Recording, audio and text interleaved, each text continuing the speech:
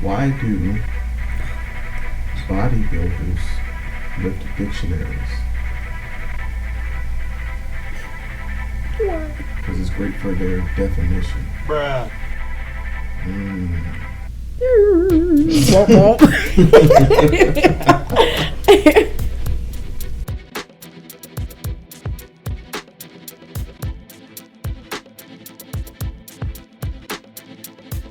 Thank you for tuning in to another episode of A Business Minute. I'm your boy, Sirr.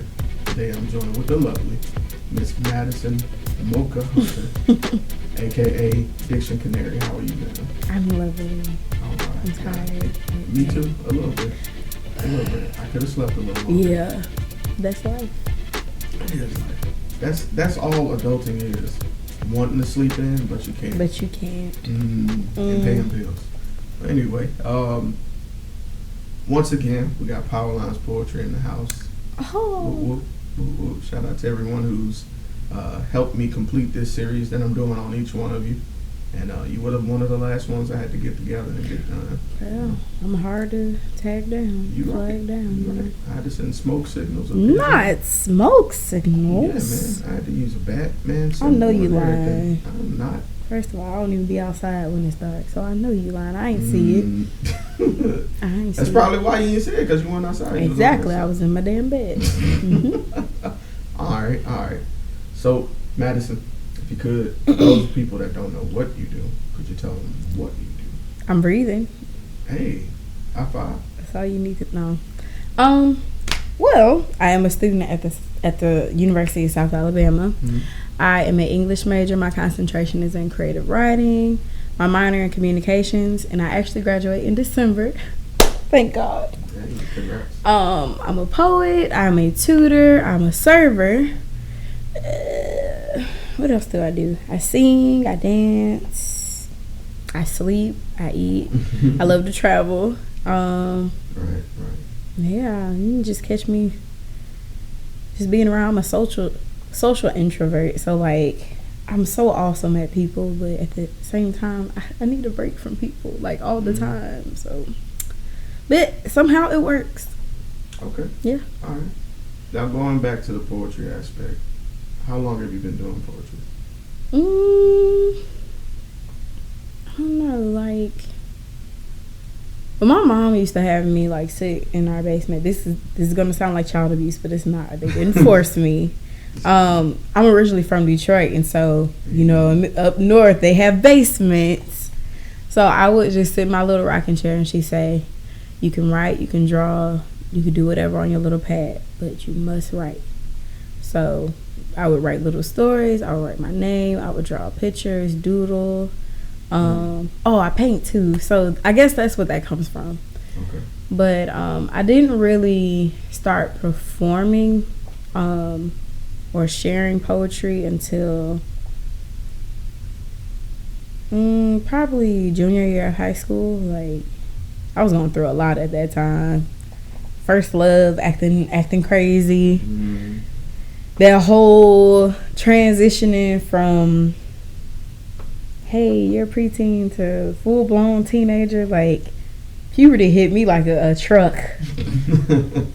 Whole truck. Hit me in the face with a steel toe boot.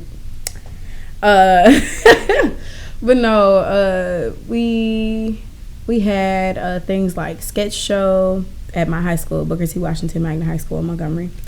We had sketch show, and we had Graphophobia, which was our literary magazine. And so we would have a poetry reading for the Creative Writing Magnet every year. Okay. And when I performed my sophomore year, people was like, damn, she's good. Then, the year after I came back with something different, and people came up to me a few days beforehand, it was like, I just know you going up there, right? I was like, yeah. But you have to get up there because we expect you like to bring the same thing you came with last year. So I performed in senior year. Everybody's like, listen, Mo, can you go last? I was like, sure, because we don't want to go after you. So when I got to college, people found out I could sing slightly. slightly found out I could sing. I kept denying it after a while. I just stopped. But they found out that I could do poetry, and I performed in the homecoming talent show. I didn't win. I didn't place. I just did it to do it. They was like, wow, you're really a poet. So at that point, people started asking me to just perform. Like, I was able to open for Stephen A. Smith when he came. I remember that. Yeah.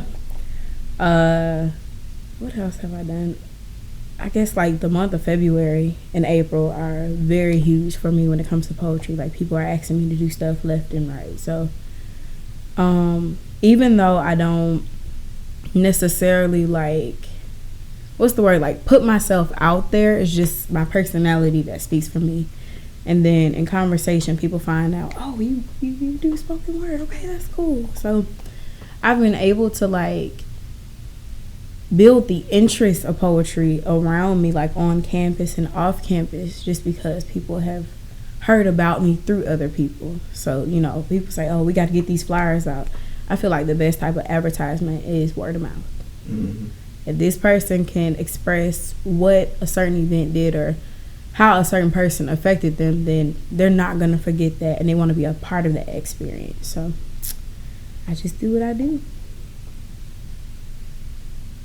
Wow. Right. Cool. All right. So that leads me to my next question. You kind of hit on it a little bit about what you do and how long you've been doing it. But was there any defining moment that really inspired you to really dive deep into poetry? Like one memory that kind of reminded you, like, I could probably do this for a while.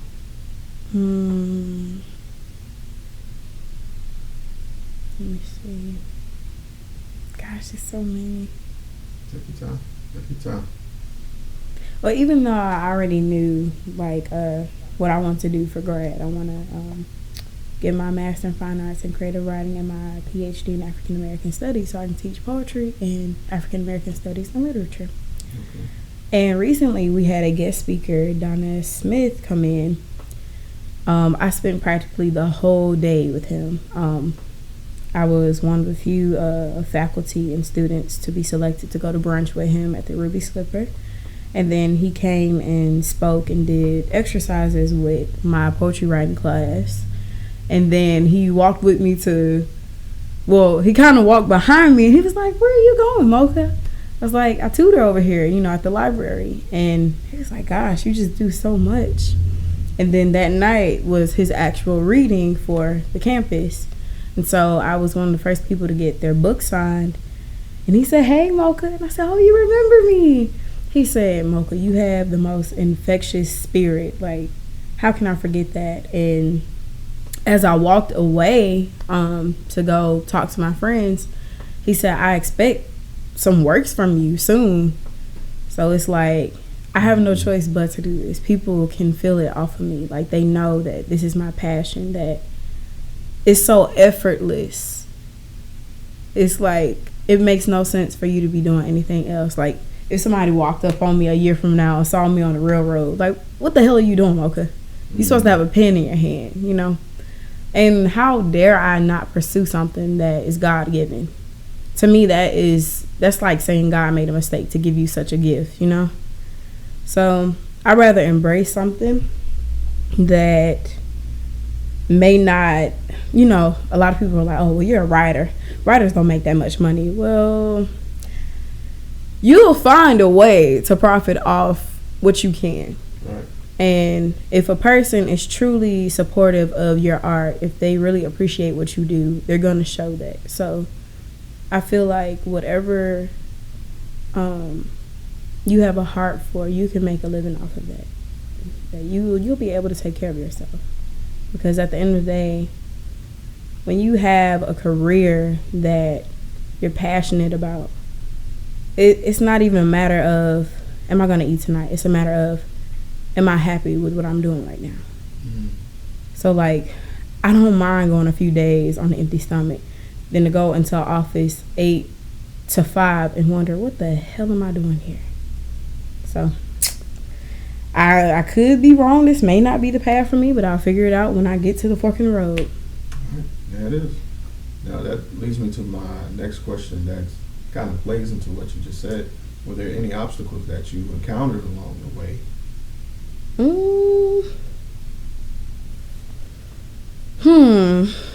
Obstacles. As far as like being a writer. Mm-hmm. When I first got to South, my mom was like, you should double major in English and dramatic arts. Got in that first year and I was like, this is not for me. The thing was, I was taking more drama classes at the time, and I was noticing this is hard labor. I don't like acting this much. I like being a goofball. I'm good at that. That comes natural. And of course, I know there is an art to acting that, you know, I can't just get up on the stage and do something. I mean, that's improv, but there is definitely an art to dramatic arts. No disrespect, but I had to learn that wasn't for me. And I was terrified to let my mom know, listen, I do not want to major in this. These people can't even remember my name. And Mocha is not hard to forget. And so I just didn't feel like the people in the department that I could connect with, like it wasn't even a thing of, well, it's predominantly white, because I'm in multiple organizations where it's predominantly white people in the org, and I connect with them just fine, but I just felt out of place. So I had to be brave enough to let my mom know, listen, this is not for me. So I ended up majoring in English, minor in dramatic arts, and then after that last semester of my freshman year, I was like, look, let's just wipe that out altogether. Then I ended up with English, minor in communications and history. Then I was like, what am I going to do with history?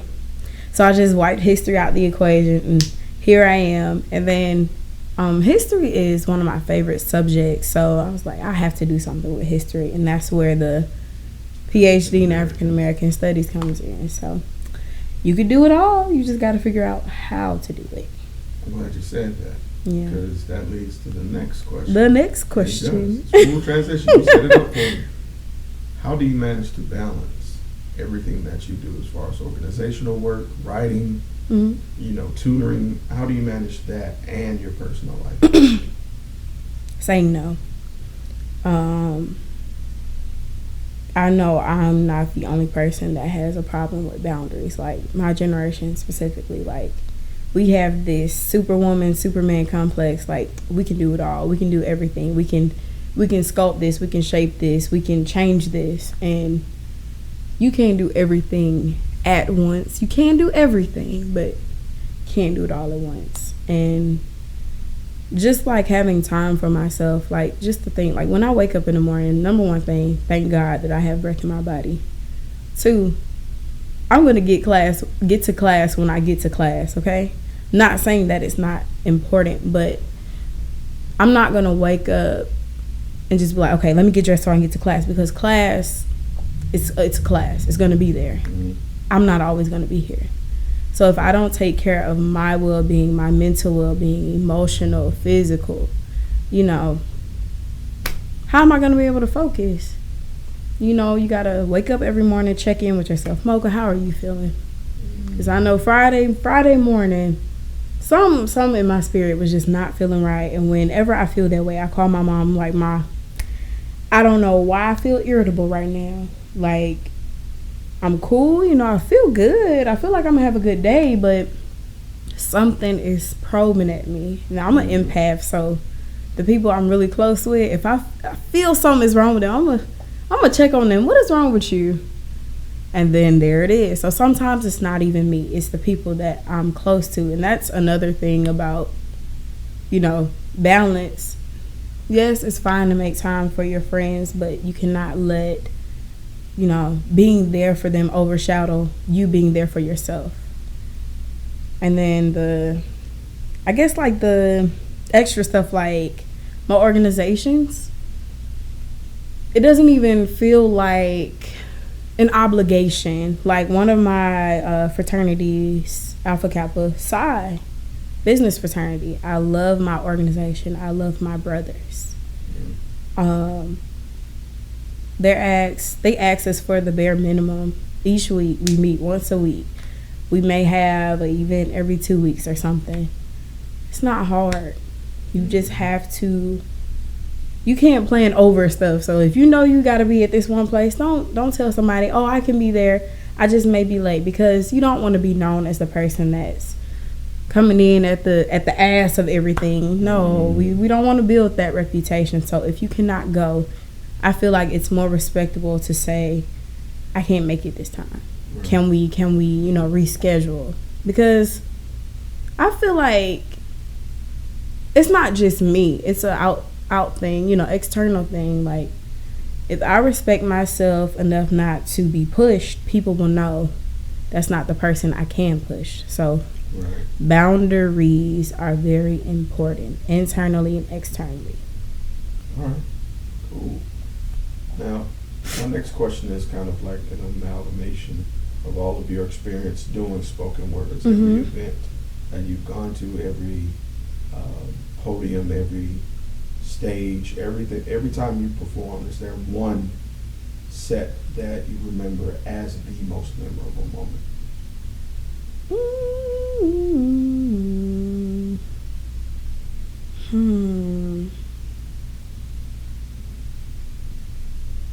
That I remember most. Gosh, it's so hard. How dare you do this to me? I told you these questions was going to be a little tough. You are so disrespectful. I warned you. I'm calling the law. Be like, what's her name? Barbecue Barbara. Hello, 911. Oh I think it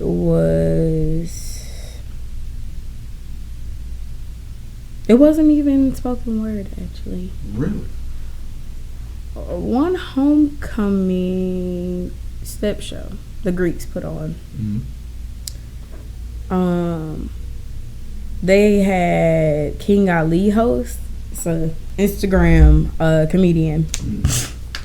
He hosted the show, and you know how they have intermission, and he was like, I need 3 singers to come up here. I'm sitting in the middle section facing the stage, in the Mitchell Center.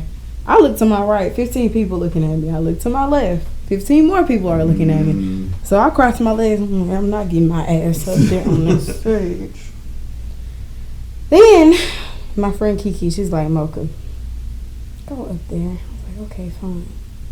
So as I'm walking down, it's apparent it's 3 people on stage already. So I was like, okay, never mind. I can go sit back down.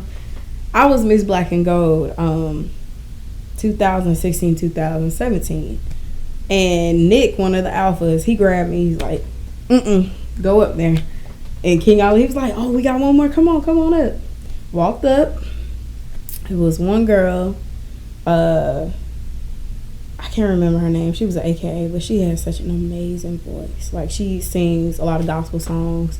Every time I see her, I'd be like, listen, just hum. Just hum. That's all I ask. The girl that was second, she walked up there. We knew she didn't know how to sing because she was talking too much. She called herself trying to sing Andre Day. I was like, you just butchered a song I really like. I don't know if I can respect you. I was supposed to go next, but a girl who will remain nameless came up. And she walked up there with all kinds of confidence in the world. I was like, oh, she finna kill this. I was like, well, I may as well go sit down. She walked up, and she started singing Adele, and it wasn't bad. It just was like, you could tell her friend set her up. Anyways, like, I was just gonna go up, but I was like, you know what? Just go ahead and let her go. So what I did was, when it was my turn, I started singing, what song was it? Nina Simone. Ooh. Feeling Good. Okay. Like, I don't know what possessed me to sing that song. Okay. So, I just started singing, and I hit this really high note. I was like, how did even come out of you, Mocha. It was so ballistic. It was wild. Like, maybe the third or fourth line I sung, it was a cue and a DJ that walked up to the front of the stage and started throwing dollars at me and was just like this. Like, it was ballistic, but I really enjoyed myself, and it really taught me not to limit myself or not to doubt myself. So, and people to this day still remember that moment. So my next question is like the inverse of that question. The reason I say that is because for every high, there's a low. That's what I say every interview. You got your good moments and you got your bad. And to tell your story and to be completely candid and not tell about the hard times wouldn't be fair. I wouldn't feel like it would be a balanced story.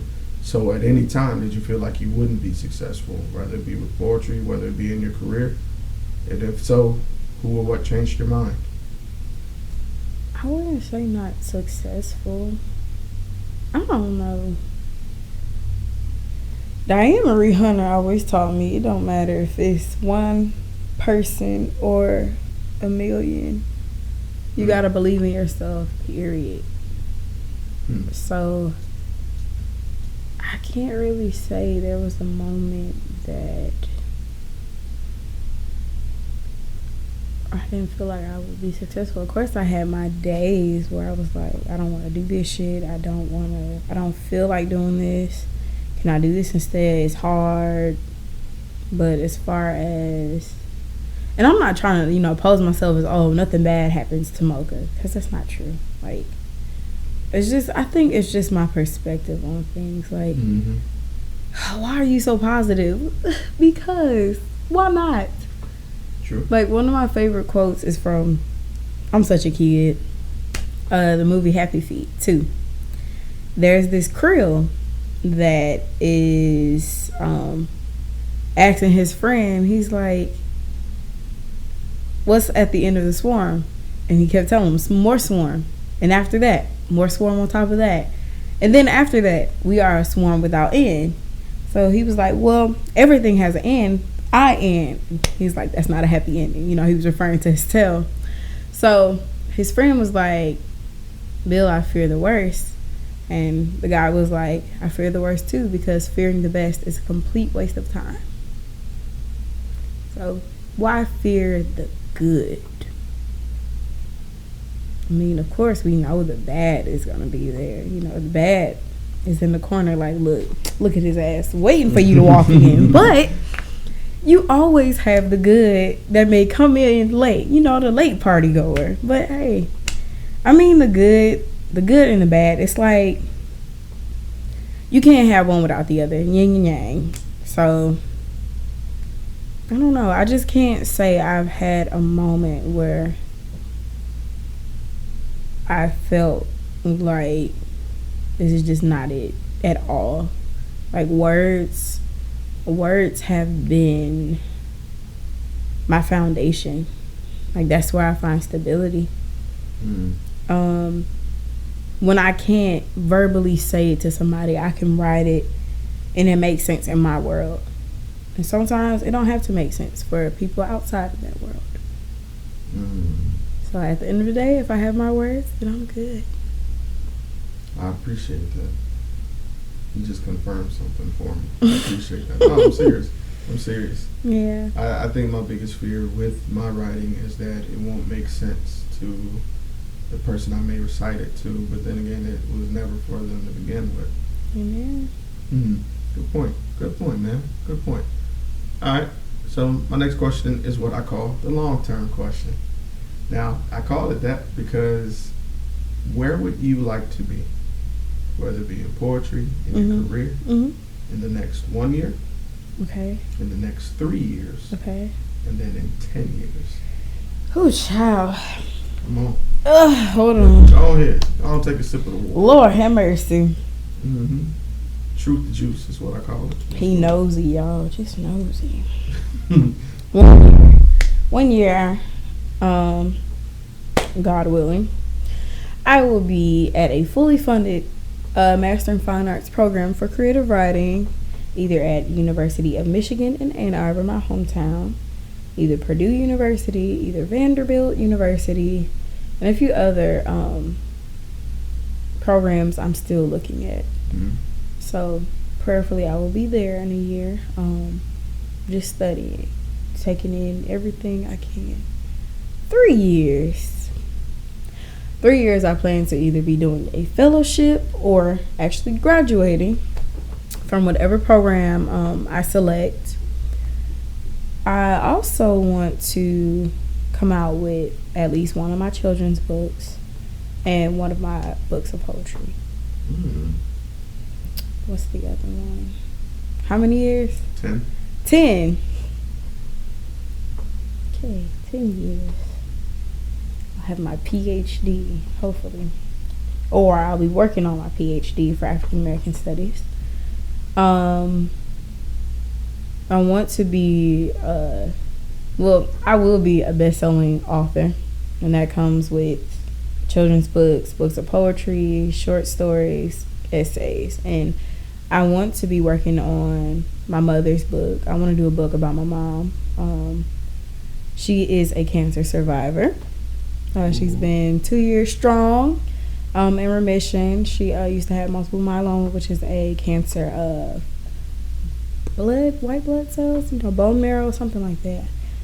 I just know the surface of it, but I just really want to write a book on her, like how her as a black person and a black woman maneuver her way through corporate world, life after retirement, becoming a life coach later on in life, just family, all kinds of stuff, all of her thoughts, all the things that she would want me to talk about, things that I know that her life will be a testimony for someone else. I also want to be developing my literacy centers. So these will be centers that I will place in underprivileged communities where, for free, we will teach children how to read. We will teach them different languages. We will feed them. We will teach them interpersonal skills, so like certain etiquette, interviews, all kinds of different things. When you go on field trips, when you go to museums, art galleries, and ultimately like trying to take them out of the country. So just being able to give children that look like me, and well, not just children that look like me, but just children who don't always get the opportunities, not because they're not worthy, but because they're overlooked. Mm-hmm. Nobody should be overlooked because of their background, ever. I also want to get into voice acting. I want to do some cartoons. Yes. What cartoon, if you could voice act today, what cartoon would you like to be a part of? I don't know. Let me ask like another movies. question. I want to do like kids movies. Okay, if you had a movie that you could insert yourself into now, any movie that's been done before, as a cast member, what would you choose? Princess and the Frog. I love that movie. Or Happy Feet. Or maybe Zootopia. I don't know. It's so hard. That would be my pick. I love Zootopia. What else? I definitely will not have any debt. I don't owe the government anything. It's just so much. I definitely want to have my 2 museums under wraps. So I want to start a museum for African American hair culture. Well, history. African American hair history, whatever. Mm-hmm. And history on African American women. Much needed. Well past needed. Right? That'd be dope. I was just like, I don't know, like the word for me right now is exposure.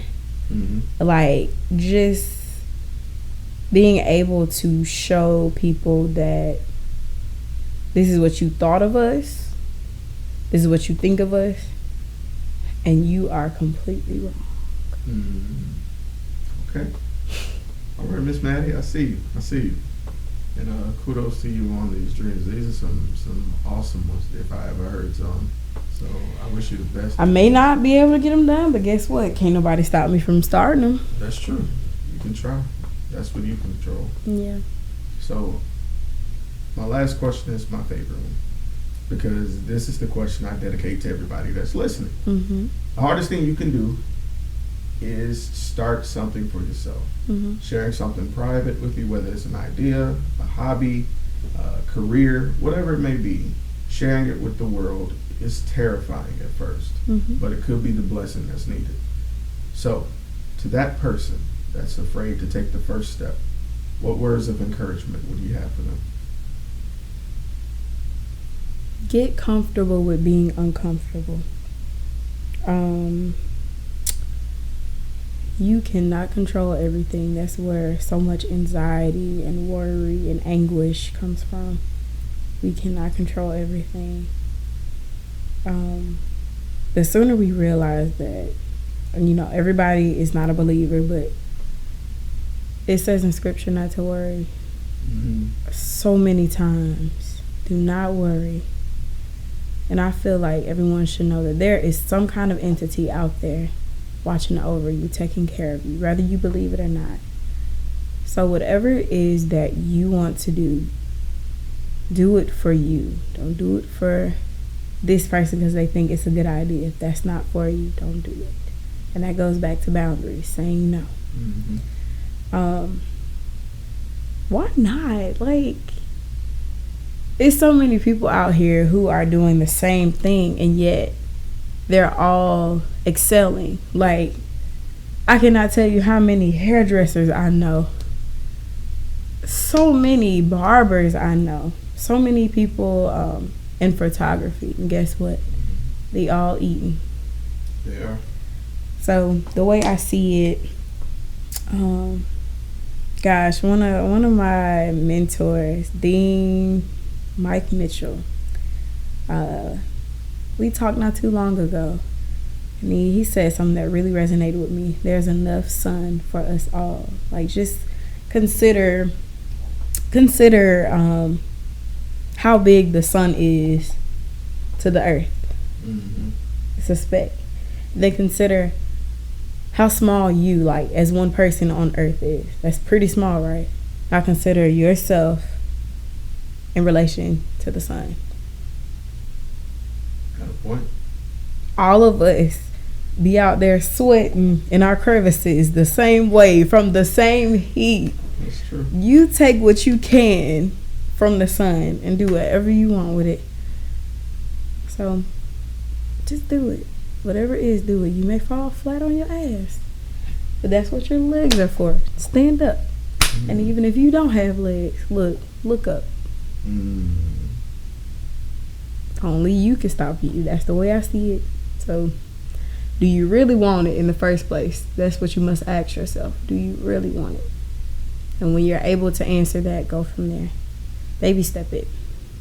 You cannot, listen, I love food. I could eat a whole pizza by myself, but you cannot pick up the whole pizza and eat it at once. It's going to mess up with your digestive system. But enjoy everything one by one. We all worry about the end result. Take in the journey. The journey, that's the substance right there. Like, that's the ooey gooey of it all. Enjoy the journey, one step at a time. That's it. All right, Madison. If anybody wanted to get in touch with you, whether it be about your poetry, whether it be about your career, whether it be about tutoring or PowerLines, whatever it may be, how could they reach you via social media? All of them, or send a smoke signal. So my Facebook name is Madison Hunter, and then you can type in Mocha afterwards. Do not put no MOKA, no MOQUA. It's Mocha, like the coffee at Starbucks. MOCHA. Instagram, my name is golden_ruled, so GOLDEN_RULED. And then Twitter is short, thick, curly. And what else? What's the other one? Am I missing one?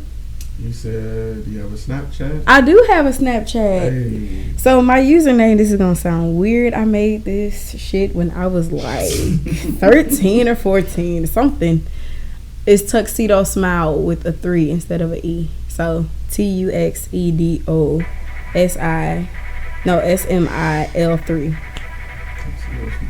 Okay. Yeah, and most of those are on my Facebook page or my Instagram page. So if you don't find one, you'll find another somewhere else. All right. Yep. Well, Miss Maddie, I appreciate you coming through. Took some time out your day to come see me at the Chateau 2020. I appreciate you. And was there anyone you want to give a shout out to? I don't know. Well, first of all, shout out to God. Like, Sky Daddy is a real one. Like, y'all don't understand.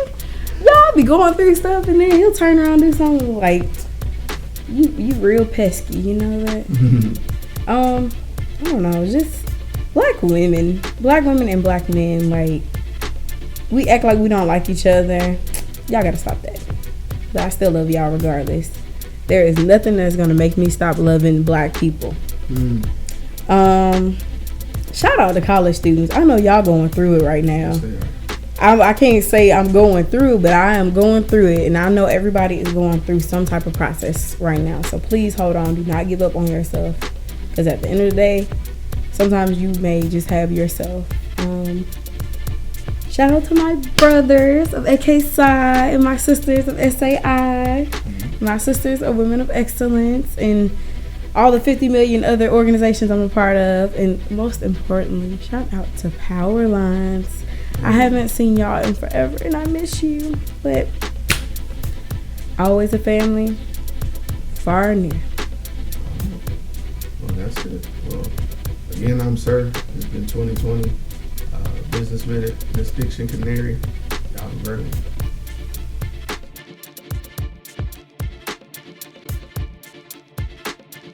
This is a really bad joke. It's so misogynistic. What do you call a woman with goals? I'm scared to even answer this one.